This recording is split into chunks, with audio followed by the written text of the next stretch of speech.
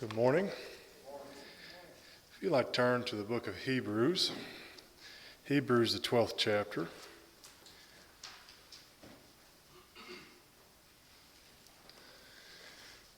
We are going to be going up to Springfield the next couple days, where I went to school at. We're actually teaching out of the book of Hebrews, and I've been privileged to teach chapter 12. And though I would love to preach the whole chapter, that won't be possible today. But I thought during, especially this time, I thought it'd be great to have some, hopefully, words of encouragement to, to press on through whatever difficulties you may be having, whether it be in your workplace, whether it be, in the community, politically. Something I hope can be brought this morning to encourage you to push through whatever it may be. And also, Cheyenne and Zoe's birthdays is the 9th and the 10th. I forgot to tell Ron. So we'll be having a couple birthdays in the family. But Hebrews chapter 12, I find this section, when they asked me to do this class, I was asked what chapter I wanted, and most people want to do chapter 11. The great chapter of faith, but I didn't want to do chapter 11. I want to do chapter 12. And the reason being is because it's the conclusion of Hebrews chapter 11. And most people don't realize that it's the first two verses is the conclusion.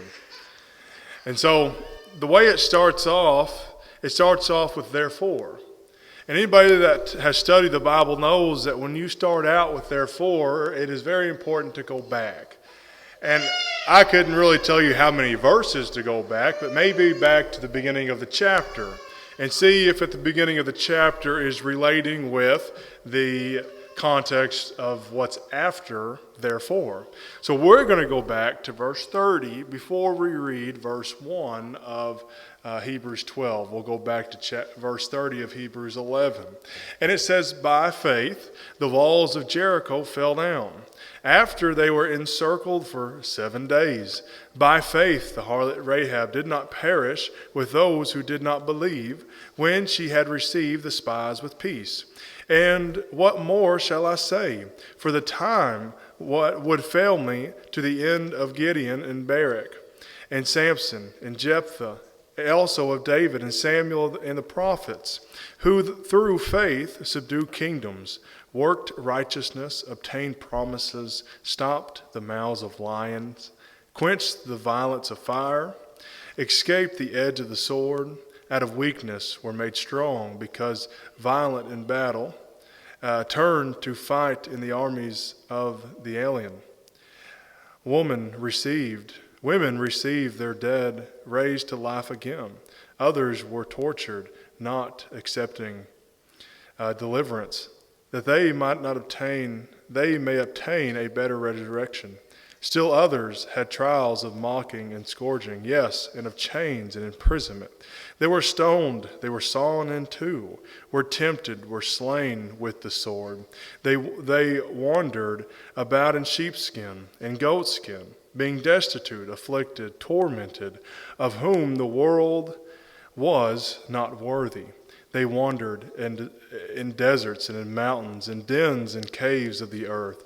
And all these, having obtained a good testimony through faith, did not receive the promise, God having provided something better for us, that they should not be made perfect apart from us. Therefore, we also. Now, we'll continue verse 1 here in just a moment. You know how we say we're undeserving of the gospel, we're undeserving of God's gift. I think there's a part of us that we should say we're not deserving of the promise that we have. The promise being what was given to the Israelite and to Abraham, to all of them. This promise that they were given constantly. The promise of all his seed would be blessed. Through his seed, all the world would be blessed. And everything that they had to go through to bring about Jesus, they should have been the ones that got to see this promise come to pass. But no, here we are, not seeing any of this, getting to reap the benefits of these men and women's hard, diligent work. And so this therefore is very crucial to our lives. This therefore in chapter 12 and verse 1 is so important. Therefore we also,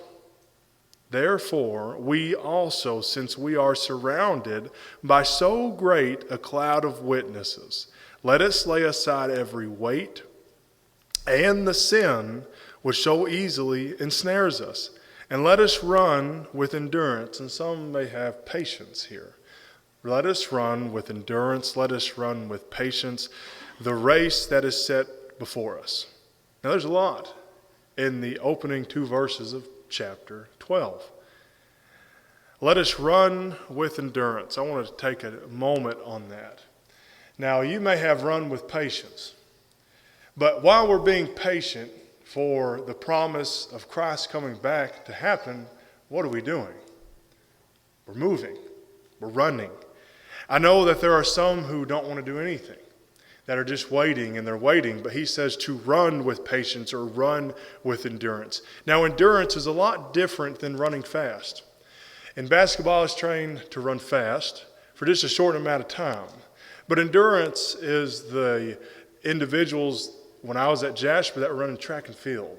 And that's a big difference between just running a basketball game and then they're running hours and hours and hours. Now, that's endurance. The training is different. The mental power behind the running is different. I tried track and field because Ernie Yeager in Jasper was the coach. And if you ran the runs, you would get free pizza. So I went down to the park, and I tried it one time, and I've never done it again. I didn't want to run very long, so I didn't have endurance. Today, I do not have endurance at all. Just the other day, I ran. I was playing soccer with the kids. Whew, it wore me out. It was about 10 minutes. My endurance is gone. And so when I get to looking at these words here, because endurance is actually a sub-theme of this chapter, it's found in verse 1, verse 2, verse 3, and also in verse 7, the word endurance or of the like. And so there's something that should pop in your mind. Okay, well, if endurance is used this much, let's pay close attention to it. So, and let us run with endurance. Okay, so to be able to run with endurance, there's things that have to be taking place. And first he says, let us lay aside every weight. So anything that holds you down from running the Christian, what I'm going to call this morning the Christian race, or the race of righteousness, the race of what is right, well, however you want to title it, you have to take off the weights. And weights can come in many different forms. All of us have different weights. We may have similar weights, but we have them. And throughout your life, you're shedding weights off, things that are dragging you down. And the things that you may not realize that drag you down, later in life you figure it out and you dismiss them from your life.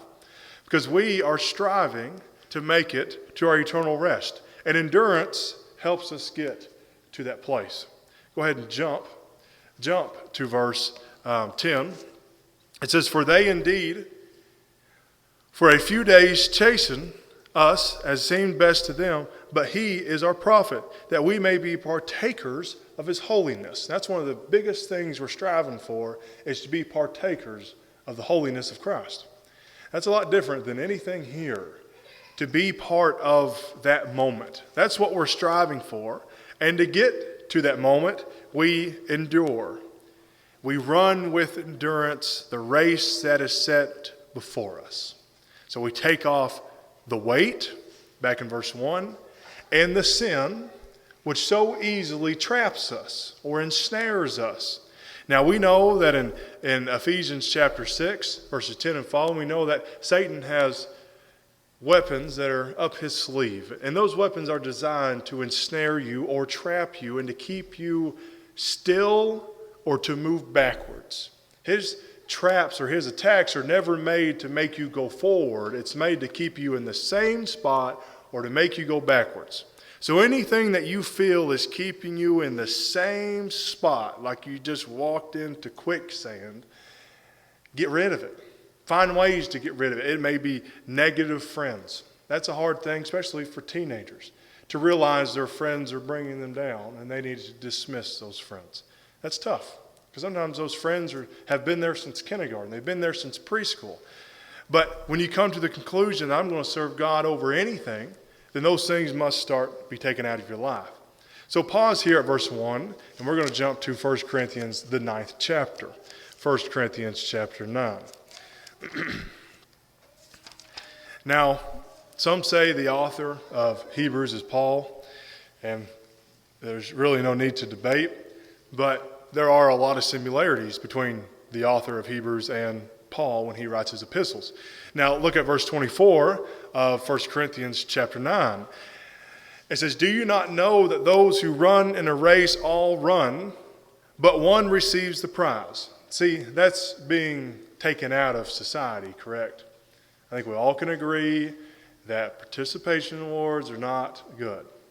I know my son knows he participated, but I want my son to know that he lost. Because if he doesn't know that he loses, he's not going to strive to get better. Losing is a great thing in our lives, to know that that can happen. And so Paul, back in the early days here, is saying one wins. One gets the prize. The other ones are losers. Now, Paul didn't say that, but in hindsight he did. You lose if you don't win. I don't know anything else besides winning and losing or tie, but normally there's a tiebreaker and somebody still wins and somebody still loses. And he says, "Do you not know that those who run in a race all run?" So all are running, but one receives the prize. Run in such a way. So is there a right way to run? Okay, I imagine Bergman has a cross-country team. I would say they do. Are they good? Yes? No? I don't know. But they have a way to run. Evan Welch can't show up to their practice and outperform them because I don't know the way they run. Now, I may be able to outperform them somewhere else, but not there. So when it comes to running, there is a right way to run. We have to understand that. And that's why Hebrews 12 is important, because he tells us that we ought to be running, but he tells us what to do in order to run. Let us lay aside every weight and every sin. That's the right way to run. Who wants to run with baggage? Who wants to run with people bringing you down? Nobody wants to do that. So you shed them off. You get rid of them. You still acknowledge those people. You're not mean to anything like that. But they have to be outside your life. One receives the prize because they know how to run. And everyone who competes for the prize is temperate in all things. This is back 1 Corinthians 9. Temperate for all things. Now they do it to obtain a perishable crown, but for we an imperishable crown. So here's some more motivation. We can go to our homes. Those who've done any type of activity when they were kids, their mom and dad's probably kept their trophies. Mom and dad's got all my trophies, all my medals. Now, that was back in the day winning and losing. And we didn't get loser medals. First, second, third. That was it. And I have medals from soccer, from t-ball, from basketball, from whatever. Mom kept those medals, but I know what's going to happen to them one day. They're going to get burned up, whether they get accidentally thrown in a fire, or when Christ comes back, it's just another thing that's part of the world. I know it's perishable. Right now, I cherish those little things, but I know they're going to perish away. One day they're just going to decay because they're made out of cheap metals or cheap plastics. They're going to perish. But yet we work so hard, we push our kids so hard, and I'm going to push my kids hard to succeed. And they'll get rewards, plaques, trophies. But those things are still perishable. But I'm ultimately going to push them for something that will last forever. Something we don't necessarily have at the moment, but it's promised to us. It's guaranteed to us. And that is an eternal crown, an imperishable crown, one that will be there forever.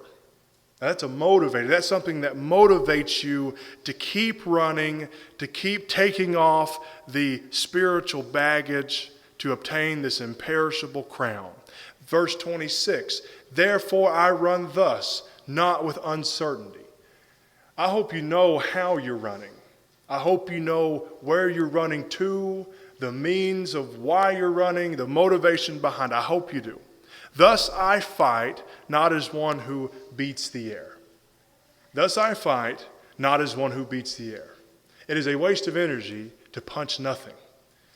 Normally, boxers are going to be punching something. Now, a little bit before they perform, they have a little showboating time, and they'll punch the air, but it's a waste of time.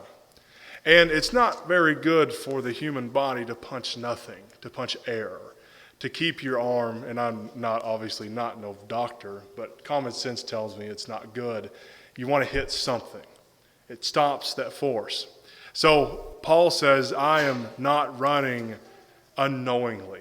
I'm not running in whatever direction.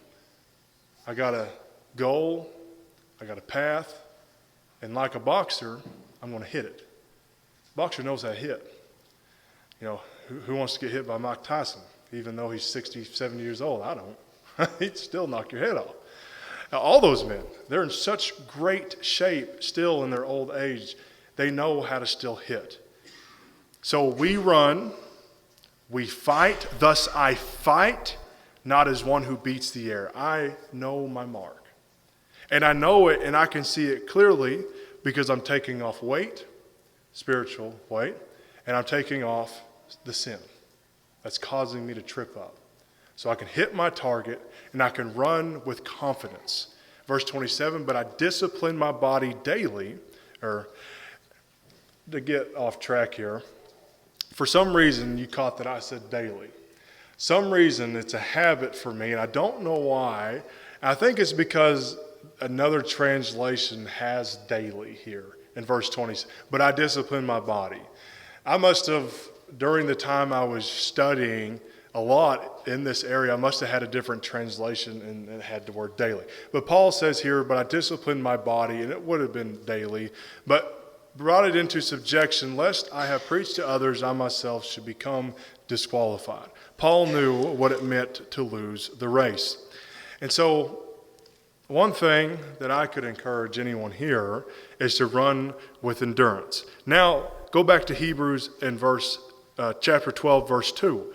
So we not only have people like Paul, people like Peter, and so on and so forth, people in the Old Testament to look to.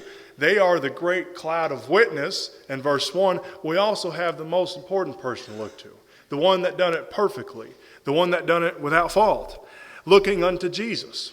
That's who we look to. I mean, I can look to you guys for guidance, for help, but if I really want to know how to run, I really want to know how to lay off all the weight and to not be entangled. If I really want to know how to do that, I look to Jesus. Because he is a twofold part of our salvation. He authored it, which was before the foundation of the world. He designed this grand plan to save humanity before the world was founded. He's the author. He wrote it. He wrote the rules and regulations on how to be saved. So when people come up and tell you that your book, chapter, verse does not relate to salvation, you can say, well, Jesus is the author of my book, chapter, verse. When he says to hear, believe, repent, confess, be baptized, well, that's what the Bible says. He's the author of those things. He's the author of our eternal salvation. Not only the author, he's the finisher. So he designed the plan. He had to come down and live that plan to his ability because he was perfect. Some things didn't apply to Jesus because he was perfect, but he finished it. You know, we're not the authors, and sometimes we're barely even finishing. You know, when we get to the finish line, most of us are probably going to be dragging there. We're tired. We're weary. We're wounded because of our spirituality. But we're going to make it to that finish line. So he is the author and the finisher of our faith. For who, for the joy that was set before him, here's the word again, endured the cross. So he knew how to last on the cross and what the cross represents, despising the shame, and is set down at the right hand of the throne of God. So who for the joy set before him? And I've talked to you about this before. A suggestion could be that the joy was the kingdom, was the church. Some have said this was being at the right hand of God, and it could be. It could be a number of things. But something was motivating Jesus to keep on keeping on during his life. And there's a lot of things that were going to come after his life that had to be fulfilled through his death, burial, and resurrection. And one of those things was the church. So that could be the joy that he was seeing while he was on the cross. So look at verse 3. For consider him who endured such hostility from sinners against himself. There's a word again, endured. So we consider. Consider means to sit, to meditate, to think on. Think on him who endured such hostility. We think we have it bad. I know we do. We talk about it. We complain about it. We talk about how it's going to get hard spiritually, maybe to meet in a public place without having some sort of card showing you're vaccinated or unvaccinated. The world's getting to that. I think the church is going to get that way. They're going to try to stop us from gathering. Why? Because they don't like like-minded people working together. Because that's a threat to any government, good or bad, like-minded people. And so we may be burdened with that. We may be cast down. We may be sought after, maybe physically, maybe verbally. Who knows? It's not always good for a Christian. Never has been, never will be. I don't think there's a utopia for Christians to live a perfect and wonderful life with each other. That happens when we die. Not here. Never once was it promised to have this wonderful, non-persecuted life. Actually, we probably should welcome it because it means that they're acknowledging who we serve and they don't like them. That's fine. Jesus said they're going to hate you for my name's sake. Sometimes we need to feel like we're being hated. That means we're doing something that's right. We think on, we meditate on, we consider him who endured all that. Never once did he crack. Some people may say him at the temple, when he whipped them guys, he cracked. No, he didn't. Those men deserved that. They deserved a whooping, just like 100% of the world deserves a whooping today. Jesus didn't snap. He could handle himself under pressure. That's why we look to him. I can't look to Paul for under pressure. Paul was under pressure by the sect of the Jews, I can't even think of their names, Pharisees. And what did he do? Well, he killed a lot of people. He put a lot of people in prison. Paul, I can't look to Peter. What happened to Peter under pressure? Peter denied Christ thrice. I can't look to 11 out of the 12 apostles because only one was at the cross, to our knowledge. Not a lot of these men handled very well under pressure, but there's one that did. That's who we consider. That's why the author here didn't say, consider Paul, Peter, all of them, and then Jesus. No, he says just Jesus. So you consider him. When you are going through a hardship, I know we look to Paul a lot because Paul went through a lot, but we consider Jesus. I want you to consider him the next time you're having to endure a hardship or hostility from sinners. Now, look at the end of the verse. Lest you become weary. That's why he's on your mind. That's why when we're running with endurance, that's why when we are fighting, we are looking to Jesus, because if we don't, we're going to get weary and we're going to get discouraged.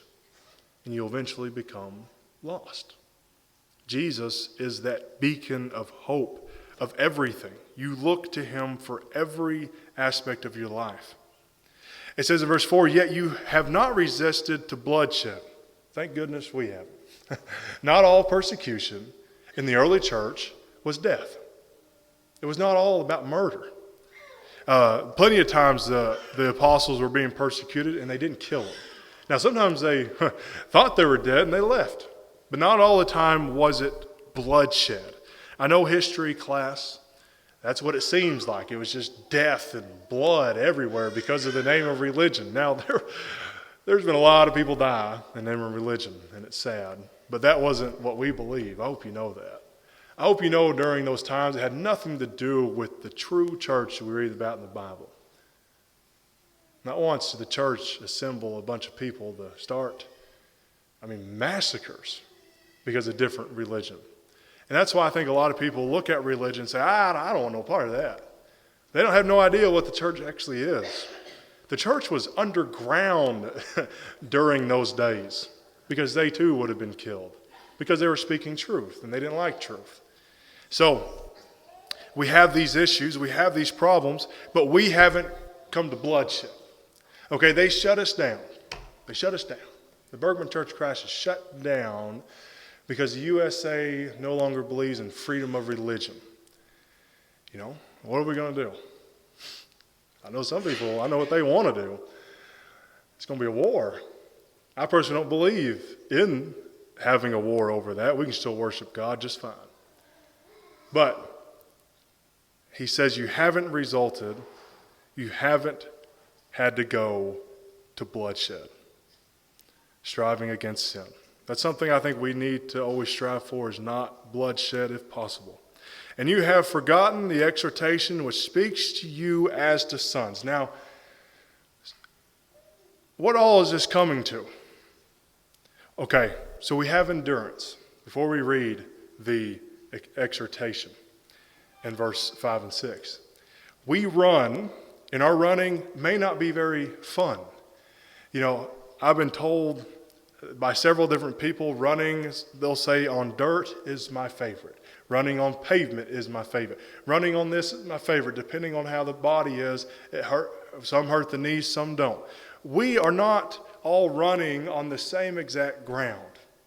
Some people may have a really good, unpersecuted life in the church. That may be the case. I think a lot of us probably have that life. We're not persecuted. We're not being hammered down, dragged through the mud all the time. Most of us have a really good run. We're running. It's peaceful. If you block out the news, block out Facebook, it's really a peaceful life to have.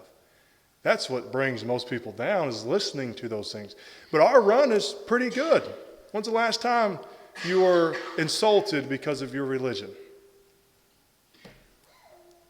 I've never been insulted because I'm a Christian. Now, some people's disagreed with me, but I've never been insulted. I've never been assaulted before, neither. Now, some of you may have. I've grown up in a different time. No, we're not really living in that era of the Crusades, the era of the Protestant church. When it was, you're a Christian, true Bible-thumping Christian, you're dead. That was your life. That's why people ran and hid and fled from those places. Because it was death, it was bloodshed. So what is the point of knowing about endurance, knowing about taking off the weight, and knowing about looking unto Jesus? What's the point in all this? Because those things will strengthen your life. Learning how to run with endurance will strengthen you physically and mentally. Those individuals that can run these 5Ks, these marathons, they are mentally strong, physically strong. So put that in the spiritual. When you learn how to run with endurance, you're going to be mentally and spiritually strong. And we need that because of what's about to come up. Verse 5 and 6. And you have forgotten this exhortation. You've forgotten it, which speaks to you as to sons. My son, do not despise the chastening of the Lord, nor be discouraged when you are rebuked by the Lord.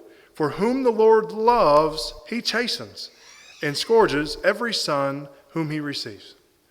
Are we going to be spiritually chastened by the Lord? Could that be him making our environment, living environment, not very pleasant? Could be. We're going to be chastened. We're going to be tested. God tests us daily. And it's because he wants to strengthen us. And that's what chastening, that's what the rebuking, that's what all those things do, is they strengthen us. Verse 7, if you endure, there's the word again. If you endure these things, you survive all this spiritually speaking, God deals with you as with a son. Now, what's a father do with a son?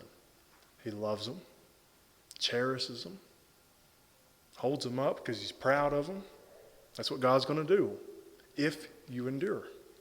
not give up, not do it halfway. You do it wholeheartedly. And that's what your life as a Christian is about. Fully serving. That's how you endure the chastening. God deals with you as with sons. For what son is there whom the Father does not chasten? You know, that's one thing. I've met some moms that may not have spanked, but I've never met a dad that's never spanked their own child. Or chastened. I can't say chastening is always spanking, but correcting. I'll say correcting. You know, we correct our kids daily. It's a daily thing. And everybody's thinking, well, you're preaching to the choir here. Well, we are. Every day there's something that my kids can learn, and they may need to learn it in a more stronger of a voice way. But it's all for their benefit. We're not going to give something to our kids that's not going to cause them to be unprofitable. We're not going to give them nonsense knowledge about things. We're going to give our kids the things they need to spiritually and physically thrive to the best of our abilities. We love them, so we chasten them. Our kids don't understand that. I spank you because I love you. No hitting, but I'm going to spank you. See, I can see how kids are probably really confused on, you love me, but the other day you whipped my hind end. See, I mean, probably kids' perspective, it doesn't make much sense. But definitely as they get older, they'll about thank you for it. Thank you for being tough on me. Thank you for making me see things clearer when I was younger, because now I'm not like all these other people. Kids come to that sense. I did with my parents. I thanked them for the discipline when I got older, not while I was being spanked. Thank you for spanking me. No kids say that. My daughter may. She'll say yes. Do you want spanking? Yes. That's what she'll say. Yes. How do you do that? How do you spank a kid that wants to be spanked? You got to find other ways. So that's what God does. But He's prepared us. I want you to know that. Before we end this morning, I want you to know God prepared you for any chastening, for any rebuking, for any of that. He's prepared you for it. And how do you do that? Well, Jesus, ultimately. He gave you His Son, which ultimately gave us the completion of the Word, which we have right now in our hands. We are prepared for anything that comes against us, by God or by man. We're prepared for it. By man, if it causes us death, well, we go unto God. By God, He brings us some chastening. It's going to strengthen us and cause us to be able to endure through this life. Either way you look at it, it's a win-win situation. Now, it may not be very pleasant in the meantime, but it's always a win-win if you're a Christian. Either way you look at it. So let's finish this section. But if you are without chastening, do you guys know kids that don't have chastening? Do you like those kids very much? I doubt it. I'm not being mean here. I'm being honest. Most people don't like kids that's never been disciplined because they're spoiled. Maybe they're brats. Maybe they talk back because they don't know respect. Most people don't want to be around those people. Most people don't want to hire those kind of people. We need to understand that chastening is not bad. But if you are without it, if you are without chastening, of which all have become partakers, then you are an illegitimate and not sons. We should welcome the chastening of our God. We should not pray that God does not chasten us, that God does not rebuke us from time to time. We want God to discipline us. Now, I don't know all the ways He will, but it should be welcome. I want to be loved and treated like a son. Furthermore, we have had a human father who corrects us. And what do? We pay them respect. I pay my dad respect. My wife pays her father great respect. And he says, would you not, or should you not, my own words, but shall we not much more readily be in subject to the Father and the Spirit and live? Should we not respect God even more because He's God? For they indeed for a few days chastened us and seemed best to them, but He for our profit, God for our profit, that's why He does it, that we may be partakers of His holiness. We want to be part of heaven. We want to be part of the realm that has nothing to do with this sinful flesh. So what do? We endure. We take off weights. We take off the sin. We try to outsmart the traps that ensnares us. We look unto Jesus. We endure the cross, or we look at him on how he endured his cross, and we consider him who endured, verse 3, the hostility from sinners against himself. We look at him. We desire to be like him, and by doing so, we can be partakers of his holiness. Now, no chastening seems to be joyful. None. Never.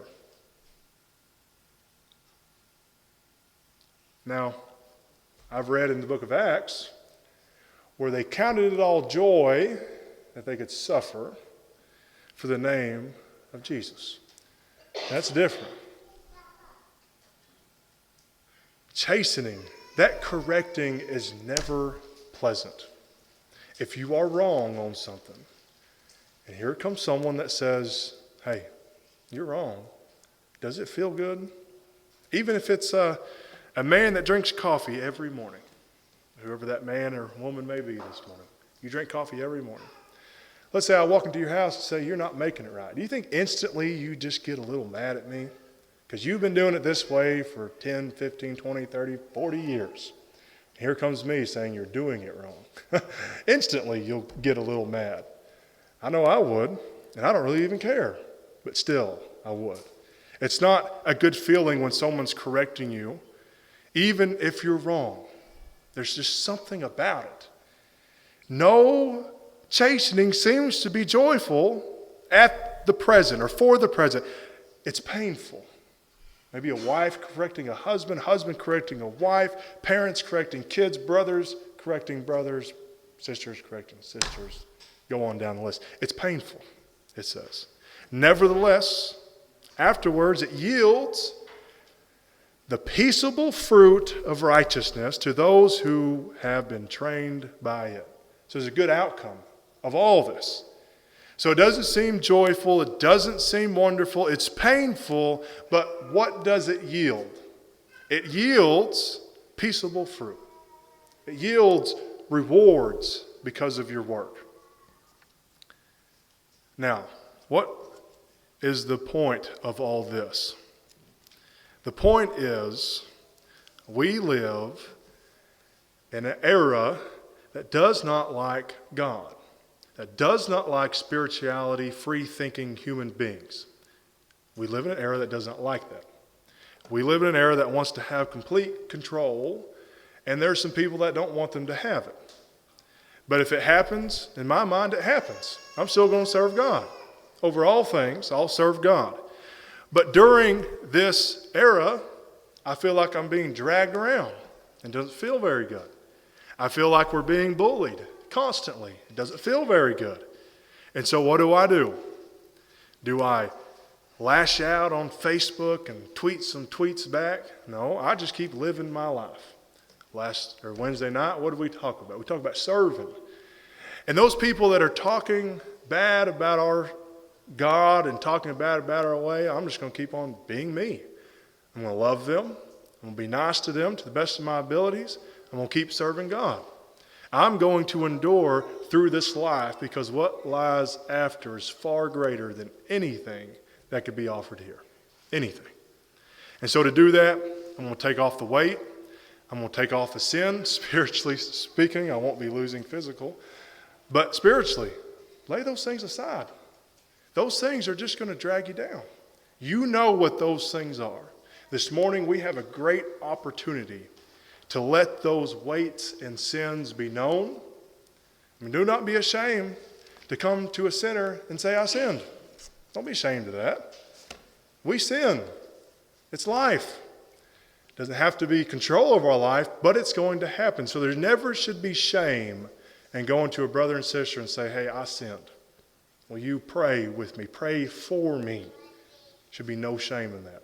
You should have complete comfort and confidence to go to each other dealing with sin. Admit the sin to God unless you sinned against your brother. You don't have to sit there and confess everything you've done, but you can confess to God in prayer. So this morning, if you feel that you have a weight, a sin, or you're in a snare at the moment, let it be known. Don't leave here this morning with baggage behind you. Leave here this morning being lighter on your feet, enduring and pushing towards God's holiness. Anything I can do, if I can't do something, I'll find someone that will. I hope this song and this lesson will encourage you to keep enduring and keep pushing forward. So, Brother Rick.